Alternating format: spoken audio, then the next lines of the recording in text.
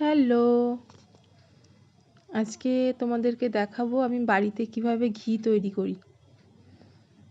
দেখো, আমি প্রায় বেশ কিছুদিন ধরে বেশ খানিকটা জমিয়ে রেখেছি। ডিপ ফ্রিজে রেখে রেখে এতটা জমেছে। এই সরগুলোকে সবার প্রথমে ভালো করে চটকে নেব। প্রায় 15-20 মিনিট ধরে সরটাকে ভালো করে চটকে নেব। এটা করতে আমাকে হেল্প করছে আমার বাবা। যাই হোক, দেখো ভালো করে সরটা চটকে নেব।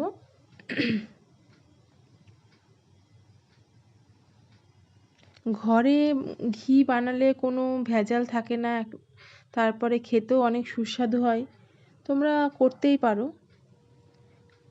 দেখো ভালো করে মাখা হয়ে গেছে। এইবার দিয়ে দিচ্ছি কয়েক টুকরো বরফ, আর দেব ফ্রিজের একদম ঠান্ডা জল। দিলে এইটা এখন যখনই দেব তখন বাটারগুলো পুরো ভেসে উঠবে। এই দেখো জলটা দেওয়া হচ্ছে, দিলেই তোমরা লক্ষ্য করতে পারবে। অনেকেই হয়তো করো, আমি যেভাবে করি সেটাই তোমাদের সঙ্গে শেয়ার করছি। দেখো বাটারগুলো পুরো ভেসে উঠেছে। তবে রোজ কম বেশি সবার বাড়িতেই দুধ নেওয়া হয়। সরগুলো জমিয়ে রাখলে ঘরে এইভাবে ঘি তৈরি করলে বাচ্চাদের বড়দের সবারই ঘরে তৈরি জিনিস খাওয়া অবশ্যই ভালো। চেষ্টা করতে পারো। দেখো বাটারগুলো ভেসে উঠেছে। এইভাবে ছেঁকে ছেঁকে সমস্ত বাটার তুলে নেওয়া হবে। এই যে জলটা, এটা কিন্তু ঘোল হিসাবে ব্যবহার করতে পারো চাইলে। এটা খেলে অনেকটা শরীরের জন্য উপকারী। যাই হোক, এই জলটা কিন্তু পেটটাও ঠান্ডা রাখে। একই রকমভাবে ঠান্ডা জল দিয়ে আমি মোটামুটি 3 থেকে 4 বার কি 5 বার আমি ধুয়ে নেব। দেখো একই রকমভাবে ধুয়ে নেওয়া হচ্ছে।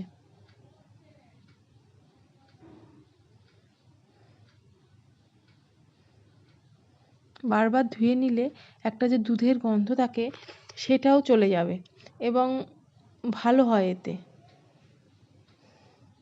এই দেখো ঠান্ডা জল দিয়ে আমি এইভাবে আরও 2 বার ধুয়ে নিয়েছি।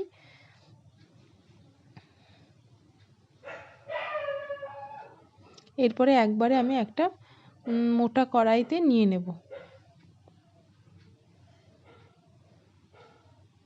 দেখো সমস্তটা তুলে নিয়েছি। এবার উনানে বসিয়ে দিলাম।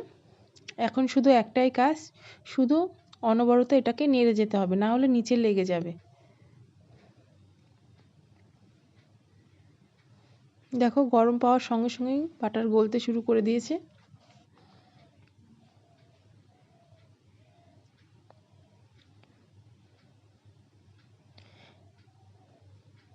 মিডিয়াম হিটে মোটামুটি একটু টাইম নিয়ে করতে হবে। জোরে হিট দেওয়া যাবে না, কারণ এটা উতলে যাচ্ছে বারে বারে। নিজেরাই দেখতে পাবে। এইভাবে নাড়াচাড়া করতে হবে। দেখো সমানে এটা কিন্তু মেল্ট হয়ে গেছে। একই রকমভাবে এইভাবে খুন্তি দিয়ে নাড়াচাড়া করতে হবে। এই দেখো ফুলে উঠছে। অতএব মিডিয়াম টু লো হিটে এটা করবে, কারণ না হলে সামলাতে পারবে না। প্রথম যারা করছো অবশ্যই লো হিটে করবে, কারণ এটা সামলানো খুবই মুশকিল। এই পর্যায়ে আমি দিয়ে দেব কয়েকটা গন্ধরাজ লেবুর পাতা। দেখো 5-6টা পাতা তুলে নিয়ে এসেছি। এতে গন্ধটা ভালো হবে ঘিয়ের। দেখো এবার দিয়ে নাড়াচাড়া করে নিলাম। আর অনবরত নাড়াচাড়া করতে হবে, না হলে কিন্তু নিচে লেগে যাবে। বারংবার একটা কথাই বলছি, তোমরা যারা করো তারা তো অবশ্যই জানো। আমি কিভাবে করি সেটাই তোমাদের সাথে শেয়ার করছি, কেউ কিছু মনে করবেন না। যাই হোক, এই দেখুন ঘি বের হতে শুরু হয়ে গেছে।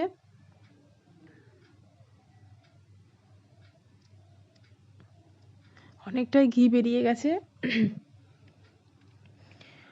অনেকে এরকম হালকা লালচে লালচে হয়, ওই নিচের যেটা অবশিষ্ট থাকে সেই অবস্থায় নামিয়ে নেয়, কিন্তু আমি একটু কড়া করেই করব। ওতে ঘিটা অনেক দিন থাকে, গন্ধটাও ভালো হয়। দেখো কিভাবে উতলে ওঠে, খুব সাবধান। আঁচ সবসময় লো করে করবে। এই দেখো হালকা হালকা লালচে হতে শুরু করেছে। এই পর্যায়েও নামিয়ে নিতে পারো, কিন্তু আমি ওই যে বললাম আমি একটু কড়া করে করব।